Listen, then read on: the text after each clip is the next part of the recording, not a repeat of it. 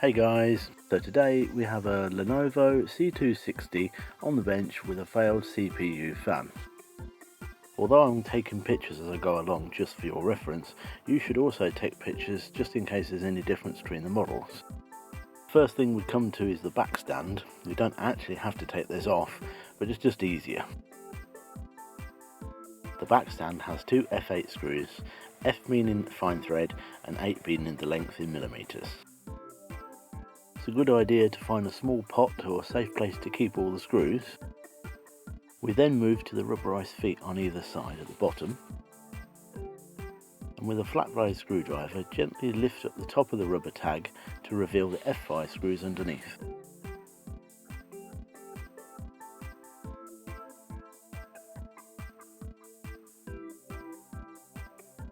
Next, using the rubber tab, lift the corner and insert the spudger tool, or a lollipop stick if you don't have one. Starting on the SD card reader side of the machine, we lift and pry until we get to the top. Then we go along the bottom, pushing along into the groove, heading towards the other foot. Lifting the tab on the DVD drive side of the machine, lift and push all the way until we get to the drive bay and stop. You need to pop open the drive bay before you can continue. A small sewing needle pushed into the hole as shown will force open the drive bay.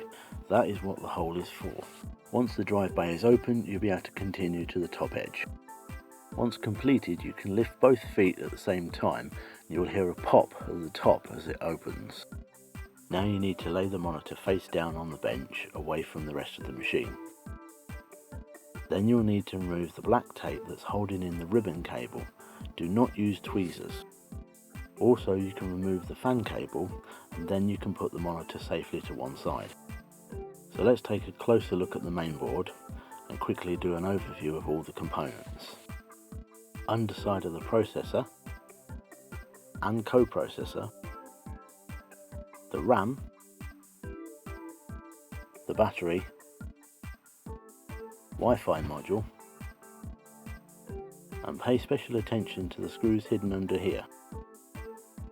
Before we continue, we need to put an anti-static clamp on of some sort. You'll need to remove the 8 F5 screws. Note again the 3 that are hidden under the anti-static shield. You might need a magnetic screwdriver here. Now we need to look at removing the 2 Wi-Fi antennas, gently passing them through the hole on the anti-static frame, making note of each one. The whole main board and the anti-static shield will now come out with a little bit of a wiggle away from where the card reader sits, and you'll also need to pull upwards. Now we see the underside of the heat shield where the fins are covered in dust, and also we can take a closer look at the dead fan. Just a side note, I noticed that a couple of the screws were missing out of the hard drive bay. Obviously someone forgot to put these in at the factory. Remove the last 2 screws and compare the dead fan to the new fan. So putting it back together is simply going in reverse, apart from struggling to get the static shield back in place. The reason for this is obviously having to push the board down and to the left to get the USB ports and the card reader back into place. I've taped up the edges of the fan flue to stop the heat escaping back into the PC. Now make sure the monitor ribbon is pushed in all the way and is straight, and then fit the new fan connector. I decided to look at upgrading the memory, checking the correct type by looking at the letters and number codes on the original.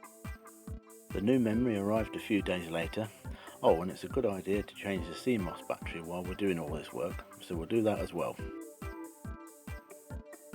When installing anything like memory or ribbons, you must make sure they are firmly pushed in and straight or level like this one. Then just boot up and test. Then we just need to check in Windows the available memory to make sure that you've recognised it. And finito.